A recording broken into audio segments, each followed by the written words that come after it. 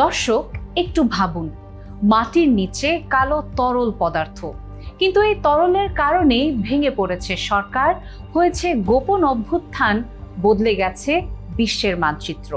আজ আমরা ফিরে যাব ইতিহাসের সেই অধ্যায়ে, যেখানে ইরানের তেল শুধু জ্বালানি ছিল না, ছিল ক্ষমতার হাতিয়ার, ছিল সাম্রাজ্যবাদের লোভ আর জাতীয় মুক্তির স্বপ্নের এক মর্মান্তিক গল্প। কিভাবে পাওয়া গেল ইরানের তেল? সাল 1901, পারস্যের অর্থাৎ আজকের ইরানের শাহ তখন একজন ধনী ব্রিটিশ ব্যবসায়ীকে দিলেন তেল অনুসন্ধানের অনুমতি। তার নাম উইলিয়াম নক্স ডিআরসি। 7 বছর ধরে চলল কঠিন অনুসন্ধান। পাহাড়ি দুর্গম এলাকা, প্রচন্ড গরম, টাকার সংকট, প্রকল্প প্রায় বন্ধ হওয়ার মুখে। তারপর এলো সেই মুহূর্ত। 1908 সালের 26 মে ভোর 4টা, খুজেস্তান অঞ্চলের মাটি ভেদ করে বেরিয়ে এলো তেলের স্রোত। এটিই ছিল মধ্যপ্রাচ্যের ইতিহাসে প্রথম বড় বাণিজ্যিক তেল আবিষ্কার। এই একটি আবিষ্কার বদলে দিল ইরানের ভাগ্য এবং পুরো বিশ্বের ভূরাজনীতি। তেল আবিষ্কারের পর 1909 সালে গঠিত হলো অ্যাংলো পার্সিয়ান অয়েল কোম্পানি। আর 1914 সালে প্রথম বিশ্বযুদ্ধের ঠিক আগে ব্রিটিশ সরকার সেই কোম্পানির 51% শেয়ার কিনে নিল। এর মানে কি দাঁড়ালো? মানে হলো ইরানের মাটির নিচের সম্পদের নিয়ন্ত্রণ গেল ব্রিটিশ সরকারের হাতে।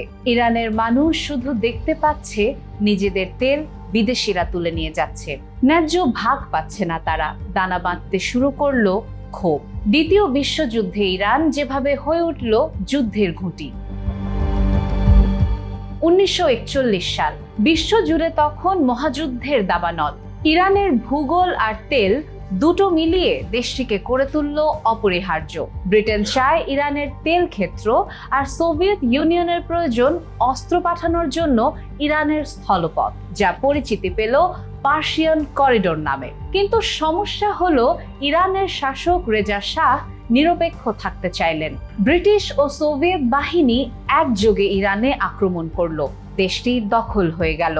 রেজা শাহকে ক্ষমতা ছাড়তে বাধ্য করা হলো। তখন মাত্র 22 বছরের তরুণ ছেলে মোহাম্মদ রেজা পাহলভি বসলেন সিংহাসনে। ইরান পরিণত হলো মিত্র শক্তির একটি সরবরাহ ঘাঁটিতে। দেশটির সার্বভৌম হলেও বাস্তবে তারা পরিণত হলো বিদেশিদের দাবার ঘুঁটি। মোসাদ্দেক, ইরানে একটি স্বপ্নের উত্থান। দ্বিতীয় বিশ্বযুদ্ধের পর ইরানে উঠে এলেন এক অসাধারণ রাজনীতিক, নাম মোহাম্মদ মোসাদ্দেক।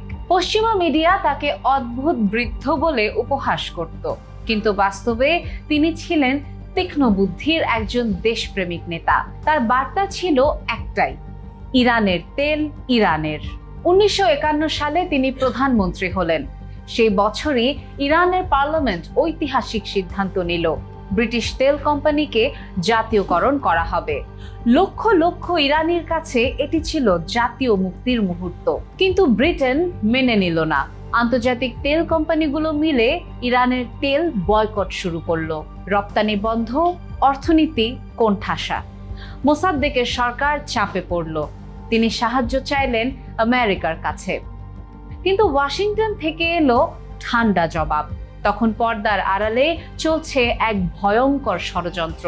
সেই ষড়যন্ত্রের বলি হলেন গণতান্ত্রিকভাবে নির্বাচিত মোসাদ্দেক। আবার ফিরে আসলো পশ্চিমা কোম্পানিগুলো। আর এই ঘটনার জেরে জন্ম নিল ওপেকের। 1973 সাল, ইয়ম কিপুর যুদ্ধ। আরব দেশগুলো ইসরায়েলকে সমর্থন করার শাস্তি দিল পশ্চিমাকে, বন্ধ করলো তেল রপ্তানি। ব্যারেল প্রতি তেলের দাম প্রায় $3 থেকে লাফিয়ে উঠল $12। পশ্চিমের পেট্রোল পাম্পে দীর্ঘ লাইন।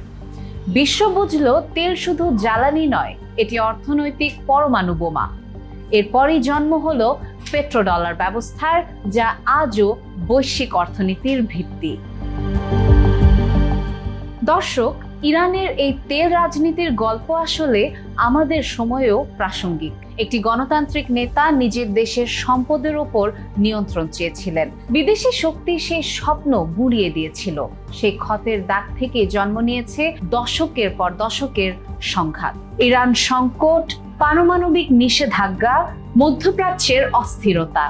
সবকিছুর শিকড় খুঁজলে পাওয়া যাবে 1908 সালের সেই ভোররাত, যখন প্রথম তেলের ধারা বেরিয়ে এসেছিল ইরানের মাটি থেকে। যে তেলের গল্প আজও প্রাসঙ্গিক, বরং আগের চেয়েও বেশি।